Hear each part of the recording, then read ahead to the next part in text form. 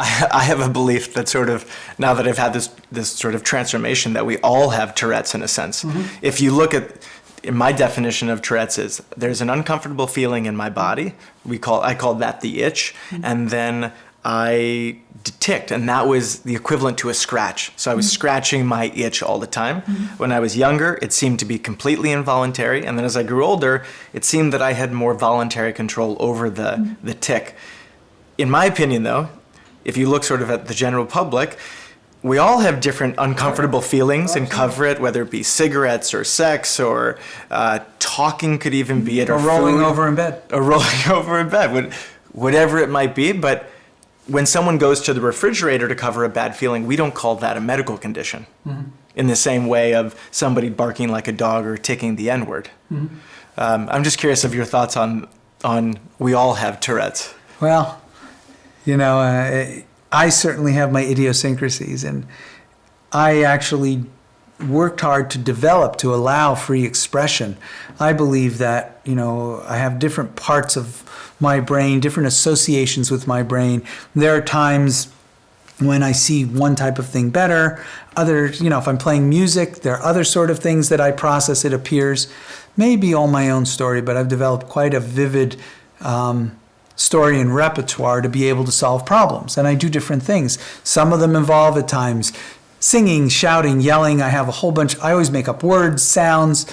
If you were to watch me solve a problem, if you could get in those private moments, forget private moments, even if you were to walk around with me, in places where I live or whatever, I do weird things. I make weird noises. I call people all sorts of things. I call myself all sorts of things. I call actions sounds.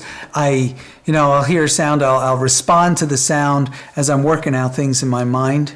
I go into certain states where I intentionally allow for that to flow. You might call it an impressionistic state. People who either do impressionistic painting, sculpture, auto writing, whatever they call it, if you surrender to whatever you're feeling within your body and your emotions and what you might call your psyche or soul, all sorts of interesting things come out. And I believe that that is a valid process for me to help me solve problems, to help me understand things.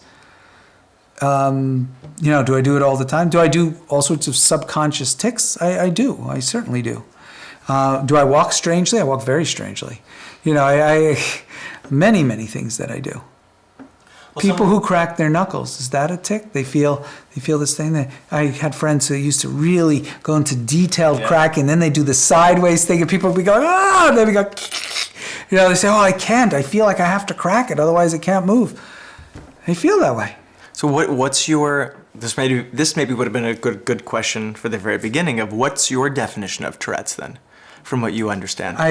My definition of Tourette's is right now, it's defined by the Tourette's community as something, and I accept that definition. If I am working with someone that has tics, I believe same thing with Nancy Salzman, normally our main objective wouldn't be to remove the tics, but if it is, we're still working with them as they exist, whether they are a Tourette's person, a knuckle cracker, a smoker, obsessive compulsive disorder, migraine headache,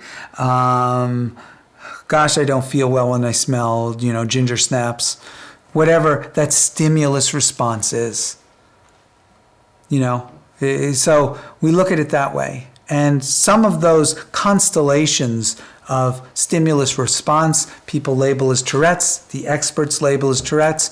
We're not experts in it. We just take that for, okay, you call that Tourette's.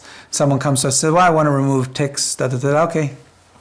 Here's how we do it, stimulus response. Oh, I want to remove my smoking. Okay, here's how we do it, stimulus response. Same thing, broken record.